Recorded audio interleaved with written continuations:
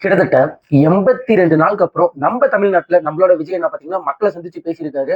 சில மாசத்துக்கு முன்னாடி கரூர்ல நடந்த துயரமான சம்பவம் நம்ம எல்லாத்துக்குமே தெரியும். இந்த இஷ்யூனால தளபதிக்கு ரோட் ஷோவோ மக்களை சந்திக்கிறதுக்கோ கிடைக்கல. கொஞ்ச நாளைக்கு முன்னாடி பாண்டிச்சேரியில ஒரு மக்கள் மீட்டப் வந்து தளபதி என்ன வச்சிருந்தாரு. நேத்திக்கு 18ஆம் தேதி வியாழக்கிழமை நம்ம ஈரோட்ல தளபதியோட மக்கள் மீட்டிங் நடந்துச்சு. இந்த மக்கள் மீட்டிங் பாத்தீங்கன்னா மக்கள் மீட்டிங் மாதிரி இல்லாம ஒரு மாநாடு மாதிரி அவ்வளவு பிரம்மாண்டமா இருந்துச்சு. இந்த மக்கள் மீட்டிங்ல தளபதி என்ன எதை பத்தி பேசியிருக்காருன்னா, ஈரோடு மாவட்டத்தோட சிறப்புகளை பத்தியும் மஞ்சள் பொதுவா நல்ல காரியங்கள் ஸ்டார்ட் பண்றதுக்கு முன்னாடி இந்த மஞ்சள் எடுத்து வச்சுதான் ஸ்டார்ட் பண்ணுவாங்க. அப்படி அந்த மஞ்சள்னாலே ஒரு தனி வைப்பு தாங்க.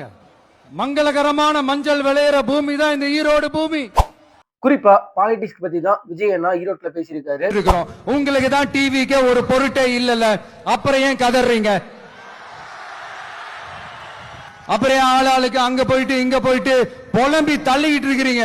இது எப்படி இருக்கு தெரியுமா? எனக்கு பயம் இல்ல, எனக்கு பயம் இல்ல அப்படின்னு சத்தமா சவுண்ட் விட்டுக்கிட்டே சத்தமா பாட்டு பாடிக்கிட்டு இந்த நடுங்கிக்கிட்டே சின்ன பசங்க நடந்து போவாங்க. அந்த மாதிரி இருக்கு. முதல்ல மண்டையில இருக்கிற கொண்டைய மறைங்க சார். அதனாலதான் எதிரிகள் யாருன்னு சொல்லிட்டு களத்துக்கு வந்திருக்கிறோம். அதனால அவங்கள மட்டும் தான் எதிர்ப்போம். அதுவும் அந்த எதிரிகள் யாரு இப்போ இங்க 2026 சட்டமன்ற தேர்தலில் களத்துல இருக்கிறாங்களோ அவங்கள மட்டும் தான் எதிர்ப்போம்.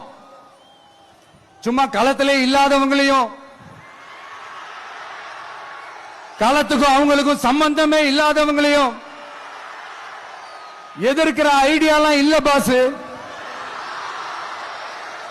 நீங்க கேட்கிறீங்கன்றதுக்காக எதிர்த்துட்டு இருக்க முடியாது பாஸ்.